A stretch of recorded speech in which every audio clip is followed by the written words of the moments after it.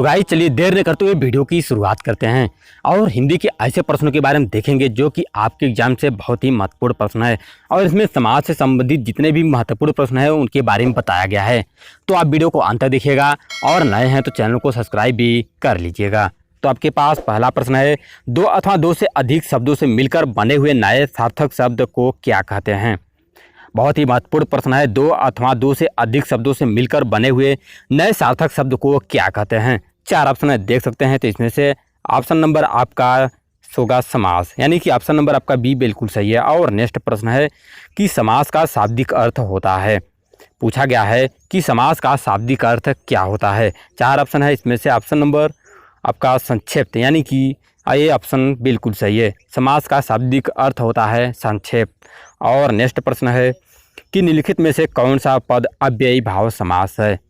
ये रेलवे में 1997 ईस्वी में पूछा गया था प्रश्न। तो पूछा गया है कौन सा पद अव्ययी भाव समास है।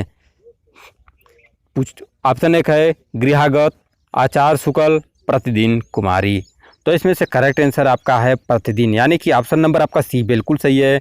और नेक्स्ट प्रश्न है आपके पास कि जिस समास में उत्तर पद प्रधान होने के साथ साथ पूर्व पद तथा उत्तर पद की विशेषण का संबंध भी होता है उसे कौन सा समास कहते हैं। पूछा गया है कि जिस समास में उत्तर पद प्रधान होने के साथ ही साथ पूर्व पद तथा उत्तर पद में विशेषण विशेष का संबंध भी होता है उसे कौन सा समास कहते हैं। तो करेक्ट आंसर होगा आपका कर्मधारय। ऑप्शन नंबर आपका बी करेक्ट आंसर है। और नेक्स्ट प्रश्न है कि निम्नलिखित में से कर्मधारय समास किस में है। पूछा गया है कि इनमें से कर्मधारय समास किस में है। चार ऑप्शन है, इसमें से आपका कौन सा ऑप्शन सही अपना आंसर सोच सकते हैं। तो इसमें से नीलोत्पलम, यानी कि ऑप्शन नंबर आपका सी बिल्कुल सही है। और नेक्स्ट प्रश्न है कि जिस समास के दोनों पद अप्रधान होते हैं वहाँ पर कौन सा समास होता है। द्वंद्व, द्विगु, तत्पुरुष, बहुव्रीहि। पूछा गया है कि जिस समास के दोनों पद अप्रधान होते हैं वहाँ पर कौन सा समास होता है। तो करेक्ट आंसर है आपका इसमें से बहुव्रीहि। ऑप्शन नंबर आपका डी बिल्कुल सही है। और नेक्स्ट प्रश्न है कि जितेंद्रीय में कौन सा समास है। पूछा गया है कि जितेंद्रीय में कौन सा समास है।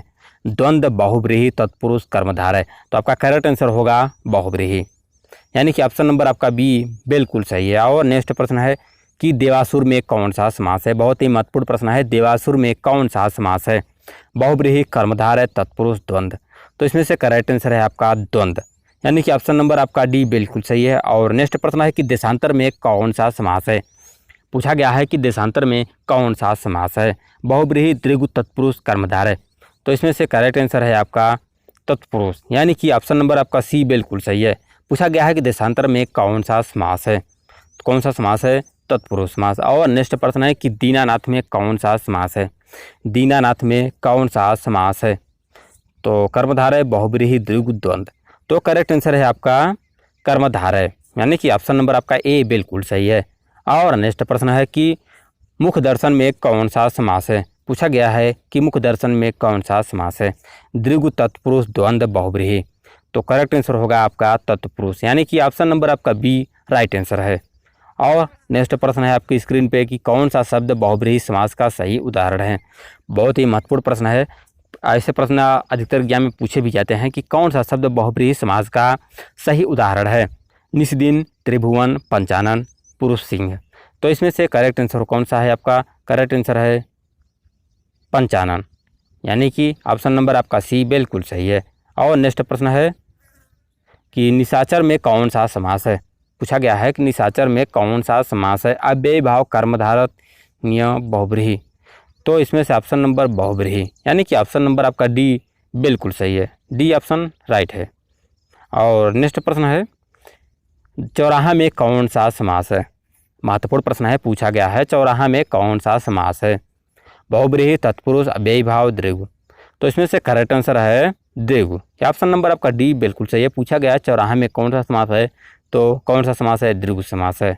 देशमुख में कौन सा समास है, ये भी महत्वपूर्ण प्रश्न है। देशमुख में कौन सा समास है। कर्मधारय, बहुव्रीहि, तत्पुरुष, द्विगु। तो करेक्ट आंसर है आपका बहुव्रीहि, यानी कि ऑप्शन नंबर बी आपका बिल्कुल सही है। पूछा गया है कि दशमुख में कौन सा समास है, तो उसमें बहुव्रीहि समास है। और नेक्स्ट प्रश्न है कि सुपुरुष में कौन सा समास है। तत्पुरुष, अव्ययी भाव, कर्मधारय, द्वंद्व। तो करेक्ट आंसर कौन सा है? करेक्ट आंसर है आपका कर्मधारय, यानी कि ऑप्शन नंबर आपका सी बिल्कुल सही है। और नेक्स्ट प्रश्न है कि विशेषण और विशेष्य के योग से कौन सा समास बनता है? द्विगु, द्वंद्व, कर्मधारय, तत्पुरुष। तो करेक्ट आंसर है कर्मधारय, ऑप्शन नंबर आपका सी बिल्कुल सही है।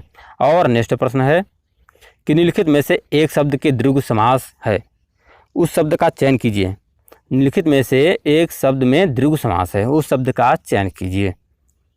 देख सकते हैं इसमें एक शब्द ऐसा है जिसमें द्विगु समास है, तो आपका करेक्ट आंसर होगा सप्ताह, यानी कि ऑप्शन नंबर आपका सी बिल्कुल सही है। और नेक्स्ट प्रश्न आपकी स्क्रीन पे आ गया है कि किस समास के दोनों शब्दों के समान अधिकरण होने पर कर्मधारय समास होता है? तो करेक्ट आंसर है तत्पुरुष, यानी कि ऑप्शन नंबर आपका ए करेक्ट आंसर है। और नेक्स्ट प्रश्न है कि किसमें सही समासिक पद हैं? किसमें सही समासिक पद हैं? देख सकते हैं 4 ऑप्शन हैं, तो एक बार कमेंट कीजिएगा कौन सा ऑप्शन सही इसमें से। तो ऑप्शन नंबर दिवारात्रि, यानी कि ऑप्शन नंबर आपका बी बिल्कुल सही है। और नेक्स्ट प्रश्न है कि द्विगु समास का उदाहरण कौन सा है? द्विगु समास का उदाहरण कौन सा है? देख सकते हैं 4 ऑप्शन हैं, दिन रात, चतुरानन, त्रिभुवन। तो करेक्ट आंसर है आपका त्रिभुवन, राइट आंसर है त्रिभुवन, ऑप्शन नंबर डी। और नेक्स्ट प्रश्न है कि इनमें से द्वंद्व समास का उदाहरण है, इनमें से द्वंद्व समास का उदाहरण है। 4 ऑप्शन है, पीताम्बर, नेत्रहीन, चौराहा, रुपया पैसा। तो द्वंद्व समास का उदाहरण कौन सा है? ऑप्शन नंबर डी, यानी कि रुपया पैसा। और नेक्स्ट प्रश्न है कि अव्ययी भाव समास का एक उदाहरण है। अव्ययी भाव समास का एक उदाहरण है, यथाशक्ति का विग्रह क्या होगा? करेक्ट आंसर है शक्ति के अनुसार, आपका राइट आंसर है शक्ति के अनुसार। और नेक्स्ट प्रश्न है कि पाप पुण्य में कौन सा समास है? पाप पुण्य में कौन सा समास है? तो आपका करेक्ट आंसर है द्वंद्व, राइट आंसर है आपका द्वंद्व, ऑप्शन नंबर बी बिल्कुल सही है। और नेक्स्ट प्रश्न है कि लंबोदर में कौन सा समास है? पूछा गया है कि लंबोदर में कौन सा समास है? द्वंद्व, द्विगु, तत्पुरुष, बहुब्रीहि। तो आपका करेक्ट आंसर है बहुब्रीहि। तो आज की वीडियो आपको कैसी लगी आप में कमेंट सेक्शन में ज़रूर बताइएगा। और नए हैं तो चैनल को सब्सक्राइब भी कर लीजिएगा। मिलते हैं आपसे किसी ऐसे ही टॉपिक के साथ नेक्स्ट वीडियो में, तब तक खुश रहिए और खुशियाँ बांटते रहिए।